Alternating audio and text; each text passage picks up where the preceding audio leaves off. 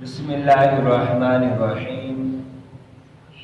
Lesson number 21 میں جناب کو خوش آمدید کہتے ہیں۔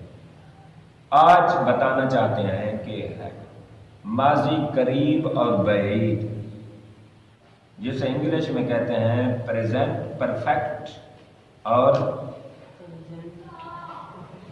پریزنٹ پرفیکٹ کہتے ہیں، یعنی اس میں جو ہے نا ماضی میں جو گزرا ہوا زمانہ ہے وہ اس کو گزرے ہوئے ابھی کوئی بہت زیادہ دیر نہ ہوئی ہو۔ جیسے یہ کون سا مہینہ ہے؟ مارچ، اس سے پہلے تھا فیبرری۔ جو فروری کا مہینہ تھا یہ کوئی اتنی دیر پہلے نہیں گزرا، تو یوں سمجھیں فروری جو ہے ماضی قریب ہے، جنوری جو ہے ماضی بعید ہے کہ وہ دور ہے۔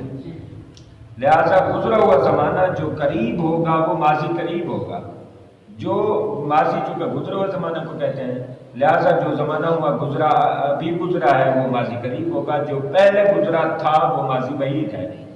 قائد اعظم رحمۃ اللہ علیہ کا دور کیا ہے؟ ماضی بعید ہے۔ تو بہت لمحے گزر گئے ہیں، بہت سال گزر گئے ہیں، لہذا اس میں انگلش میں آسان طریقہ ہے۔ ماضی قریب آپ نے بنانا ہے تو آپ نے لگانا ہے، پہلے ضمیر لگا دیں، ہی، دے، یو، آئی، وی۔ اس کے بعد آپ نے لگانا ہے پہلی فارم کے ساتھ ہیز، دوسری فارم ساری ضمیروں کے ساتھ کیا لگانا ہے آپ نے؟ ہے۔ مثلا دے ہیو، اور یہ یاد رکھیں اس میں جو فارم آتی ہے وہ تھرڈ فارم آتی ہے۔ اب تھرڈ فارم کو پہلی دفعہ ہم یوز کر رہے ہیں۔ Third form total has, have, had, ان تینوں میں ہمیشہ تھرڈ فارم رہے گی، اور پیسو وائس میں بھی جا کر تھرڈ فارم رہے گی۔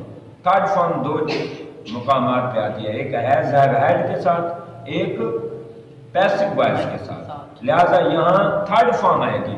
مثلا ہی ہیز گون، گو کی تھرڈ فارم آتی ہے گون، اس کا کیا معنی بنے گا جی؟ وہ جا چکا، وہ جا چکا ہے۔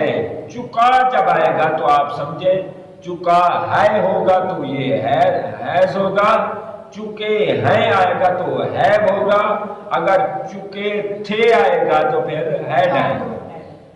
ہیز، ہیو، ہیڈ، ان کا استعمال ماضی بعید میں ہمیشہ ہیڈ ہی آئے گا، اور پہلے سیغے کے ساتھ پہلی فارم ضمیر کے ساتھ بھی ہیڈ آئے گا۔ ہی ہیڈ گون، وہ جا چکے تھے۔ لیکن ماضی قریب میں پہلی ضمیر کے ساتھ ہیز آتا ہے، باقی پانچ کے ساتھ ہیو آتا ہے۔ یہ آپ نے تھوڑا سا ذہن میں رکھنا ہوگا۔ مثلا آپ پریکٹس کرتے ہیں، وہ گھر پہنچ گیا ہے، کیا آئے گا جی؟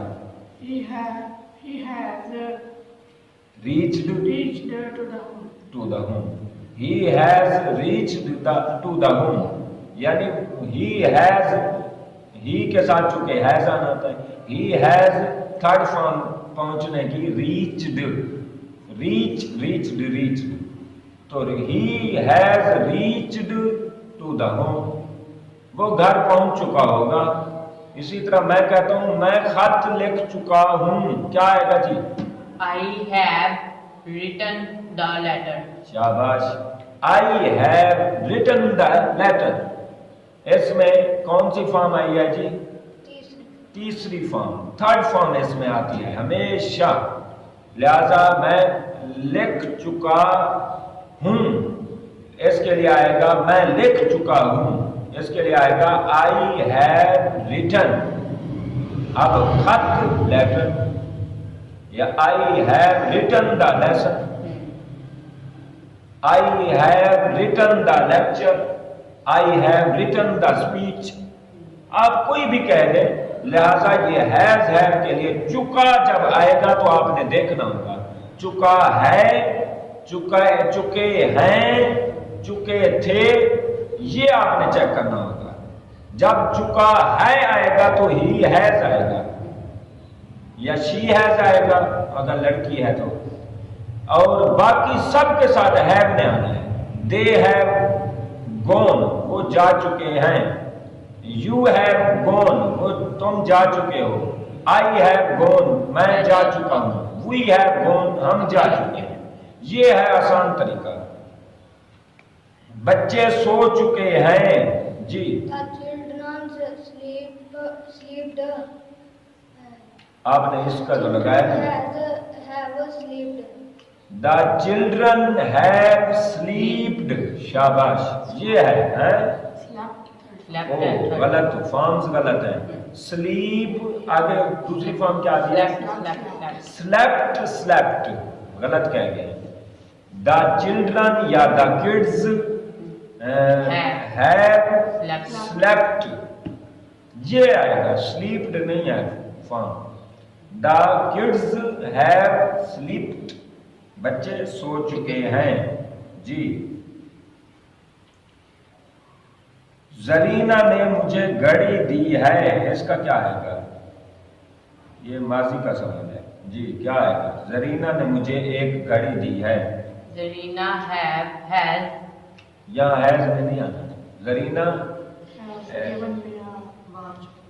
اچھا کیا Zarina has Given me me a a watch. watch. Given me a watch. ٹھیک ہے یہ اسی کے ساتھ ریلیونٹ کوشچن ہے. اچھا میں ناشتہ کھا چکا تھا. کیا آئے گا جی؟ میں ناشتہ کھا چکا تھا. I had eaten the break فاسٹ. آ نہیں آئے گا. بریک فاسٹ کوئی واحد جمع نہیں ہے. I have eaten the break fast. میں ناشتہ کھا چکا ہوں یا میں ناشتہ کر چکا ہوں یہ آپ کہہ سکتے ہیں.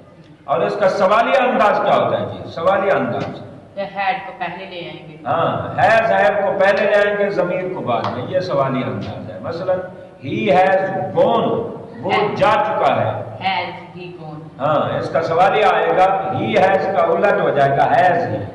ہیز ہی گون کیا وہ جا چکے ہیں. ہیڈ ہی گون کیا وہ جا چکے تھے. یہ ہے انداز ہیز ہے.